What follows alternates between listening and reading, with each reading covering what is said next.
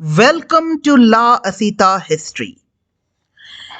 आज इस वीडियो में हम लोग शिवाजी की अगली जर्नी को डिस्कस करेंगे। अब तक हम जान लिए हैं कि कैसे अफजल खां का पराजय हुआ था। यदुनाथ सरकार शिवाजी एंड इस टाइम से नेक्स्ट हम लोग डिस्कस कर रहे हैं। एक्चुअली 1659 जुलाई में सेकेंड कोरोनेशन के पश्चात औरंगजेब ने डेक्कन में रद्द-बदल किया। प्रिंस मुअज्जम को हटा के वहां पे शाइस्ता खान को अपॉइंट करा गया था। शाइस्ता खान जिसे डेक्कन की सूबेदार बनाया गया। शाइस्ता खान औरंगजेब का मैटरनल अंकल था। यदुनाथ सरकार के मुताबिक शाइस्ता खान मालव और डेक्कन की गवर्नर रहा था और औरंगजेब की गोलकोंडा इन्वेशन में भी उनका भूमिका था और उनके ऊपर जो मेन टास्क सौंपा गया था औरंगजेब की द्वारा वो शिवाजी को दमन करना था।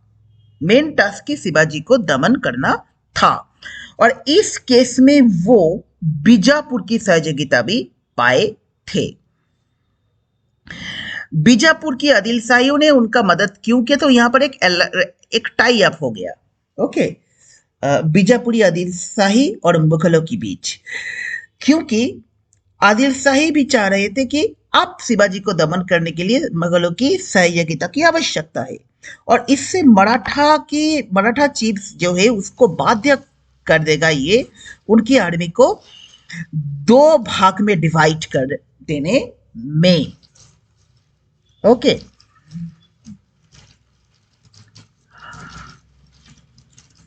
शिवाजी अफजल खान की लीडरलेस आर्मी के ऊपर विजय के पश्चात और रुस्तम ए जामान और फजल खान की कंबाइंड फोर्सेस को डिफीट करने के पश्चात पन्हाला कोल्हापुर डिस्ट्रिक्ट का मेजर पार्ट ले लिए थे और रत्नागिरी का भी कई प्लेसेस को ले लिए थे। मेनी प्लेसेस इन रत्नागिरी ले लिए थे और इस वक्त बीजापुर की आदिलशाही सुल्तान अली आदिल शाह टू सोच रहा था कि अब तो इसके खिलाफ जाना ही पड़ेगा स्वयं को। उस वक्त सिद्दी जौहर नाम का एक व्यक्ति की बात यहां पर आते हैं। सिद्दी जौहर जो एक अबिसिनियन स्लेव थे। सिद्दी जौहर जो एक अबिसिनियन स्लेव थे। जौहर मुख्यतः हॉर्न ऑफ अफ्रीका का सोमालिया इथियोपिया से आए थे। उस वक्त स्लेव ट्रेड की नेटवर्क्स के थ्रू डेक्कन्स में कई ऐसे अफ्रीकन स्लेव्स आए थे, विशेष रूप में अबिसिनियन स्लेव्स आए थे। उसी में से एक हबसी या अबिसिनियन स्लेव थे सिद्दी जौहर, जो प्रमोटेड होकर कई मिलिट्री कमांडर तक उठे थे। करनौल में अब जनरली हब्सी तो लॉयल होते थे, परंतु आप समझ ही रहे हैं कि इंसानी फितरत है तो वो तो अब हब्सी में भी होगा। तो सिद्दी जौहर करनौल में बगावत कर दिया था और वो रॉयल अथॉरिटी को डिफाई किया और बीजापुर की सुल्तान को लिखा अगर उसकी पोजीशंस को रिकॉग्नाइज किया जाए, उनकी पोजीशंस को रिकॉग्नाइज किया जाए तो वो जरूर अपना सबमिशन देंगे बीजापुर की सुल्तान को और हेल्प भी करेंगे शिवाजी के खिलाफ। तो सुल्तान उनका नाम सलावत खान कर दिया, सिद्दी जौहर से सलावत खान कर दिया और उसे रिकॉग्नाइज किया।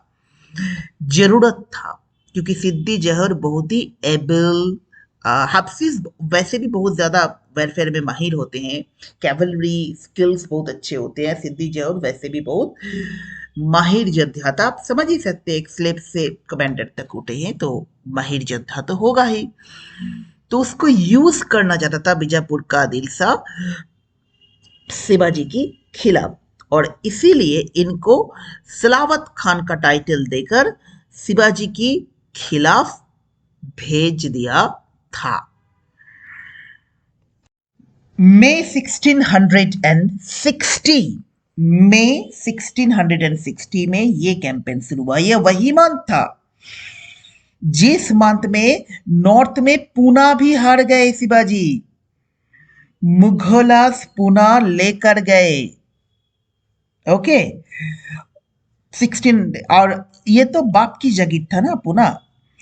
और सिद्दी जहर भी बहुत ही सक्सेसफुली शिवाजी को पन्हाला से भी पीछे छोड़ दिया था। मतलब आदिल शाह का, अली आदिल शाह टू का जो चॉइस था सिद्दी जहर, जिसको सलावत खान की उपाधि दिया गया था, वो सही था। सलावत खान ने पन्हाला से शिवाजी को हटाने में सक्षम हुआ था, परंतु फिर एक और खेल शुरुआत हुआ था। पन्हाला को कैसे रिकैप्चर किया शिवाजी, यहां से ही हम लोग जानेंगे।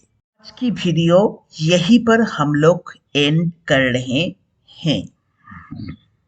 ओके, इस चैनल को प्लीज सब्सक्राइब कीजिए और आगे की वीडियो देखते रहिए, क्योंकि हम लोग शिवाजी की जो पूरी जर्नी है वो जदुनाथ सरकार, स्टुअर्ट गॉर्डन जैसे बड़ी बड़ी इतिहासकार, कैम्ब्रिज में जो रिसर्च हुआ है, इंडियन हिस्टोरियंस जो बड़े बड़े हिस्टोरियंस से, जैसे जदुनाथ सरकार हो गए, जैसे दूसरे टॉप हिस्टोरियंस, यहाँ तक कि मिडाइवल इंडिया का जो सतीश चंद्र हो गए, कई बड़े बड़े ए आर कुलकर्णी साहब हो गए, उन आरसी मजूमदार हो गए, ए एल श्रीवास्तव हो गए, इन सभी टॉप हिस्टोरियन से हम लोग डिस्कस करेंगे।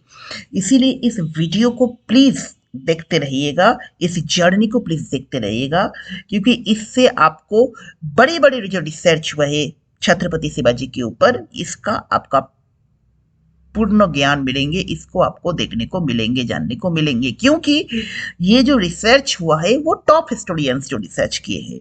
तो आज तक अपने जो जाना वो तो नॉर्मल जो एंटरटेनमेंट के लिए, but it is not for entertainment.